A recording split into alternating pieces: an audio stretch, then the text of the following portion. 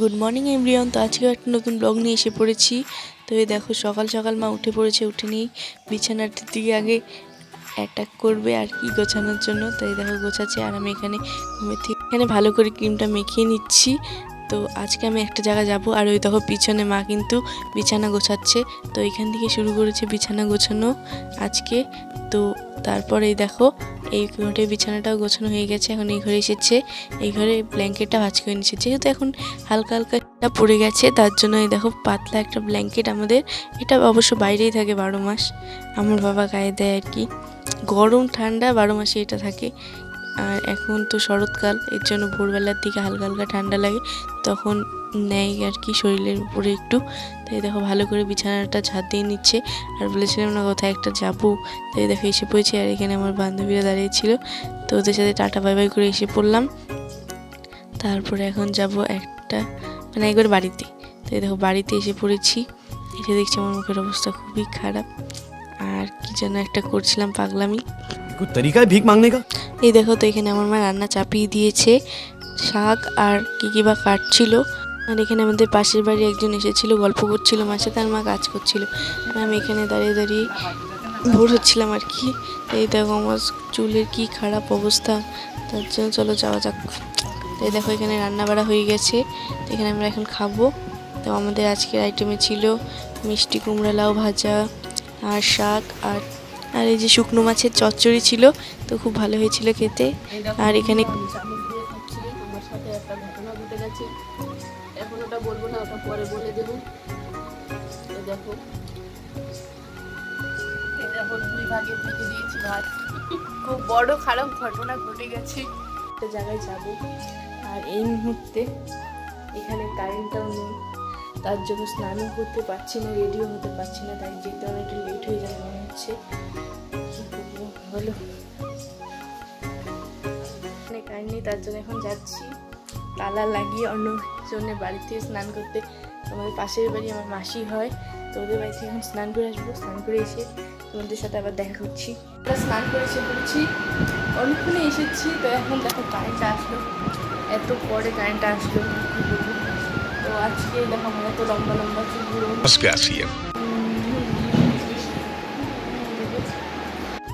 আমি এখানে দেখে রাখছিলাম শেষবারের মতো আমার চুলগুলো কত বড় হয়েছে।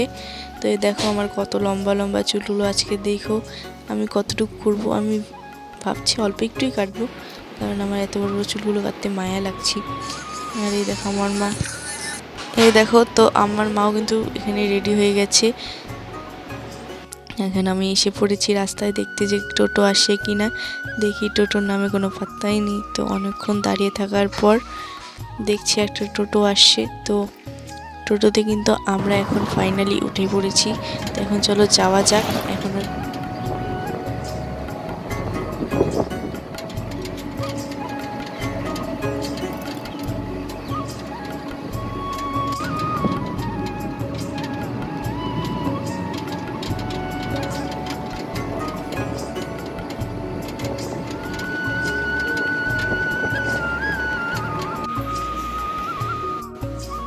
বন্ধুরা আমরা ফাইনালি এসে পড়েছি। এসেই দেখো মা এখানে আইব্রো করতে বসে গেছে, আর আমি এখানে বসেছিলাম। তো ভাবছিলাম আমি যে কি কাট দেবো চুলের। তো এই দেখো আমার মার চুলগুলো লাস্ট বারের মতন দেখে রাখছিল, তাই দেখো এখানে কাটিং করার জন্য বসে গেছে। তো তোমরা দেখতে থাকো।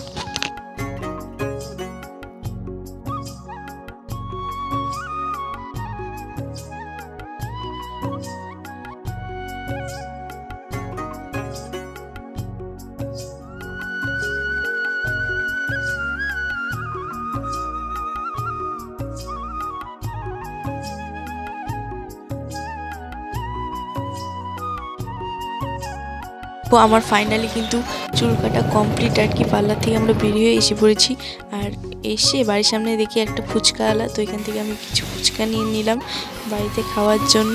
তো তোমরা দেখতে থাকো।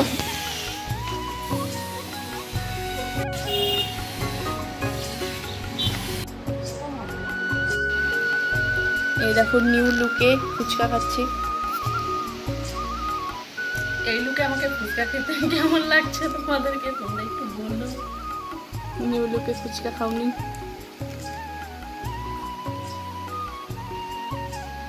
ফুচকাটা ভালোই হয়েছে, কিন্তু টক লাগছে। এই দেখো বন্ধুরা, এখন আমরা বিকেল হয়ে গেছে, হাঁটতে বেরিয়ে গেছিলাম রাস্তা দিয়ে, একটু ঘুরতে ভালোই লাগে কিন্তু বিকেল বিকেল টাইমে রাস্তা দিয়ে। তো তোমরা দেখতে থাকো, ঘুরতে ঘুরতে দেখি কি যে সন্ধ্যা হয়ে গেছে, অন্ধকার হয়ে গেছে। তো চলো দেখা যাক।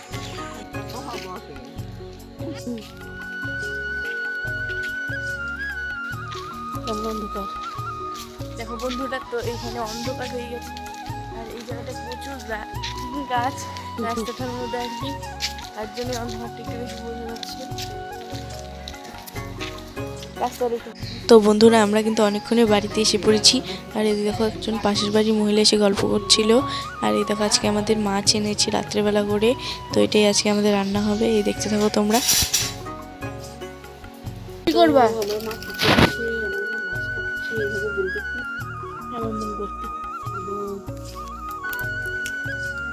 মাছ কাটছি রাত করে, এত রাতে আমি কোনোদিনও মাছ কাটিনি। কয়টা বাজে? কটা বাজে রে দেখতো? 7:30। 7:30। এই দেখো এখানে আমার মাছ ভাজা হয়ে গেছে, রান্না প্রায় কমপ্লিটের দিকেই। তো তরকারিটা হলেই হবে। আর আমাকে দিয়ে দিয়েছিল কিন্তু একটা খেতে মাছ ভাজা, আর আমার মাছ ভাজা খেতে খুব ভালো লাগে, তার জন্য আমি একটু খেয়েও নিচ্ছিলাম মাছ ভাজাটা। আর এটা যেহেতু নদীর থেকে মানে জ্যান্ত মাছই ছিল, তার জন্য খেতে আরও বেশি ভালো লাগছিল। তো আমি খাচ্ছিলাম আর হাসছিলাম আর মার দিকে তাকাচ্ছিলাম, ভালোই লাগে কিন্তু খেতে।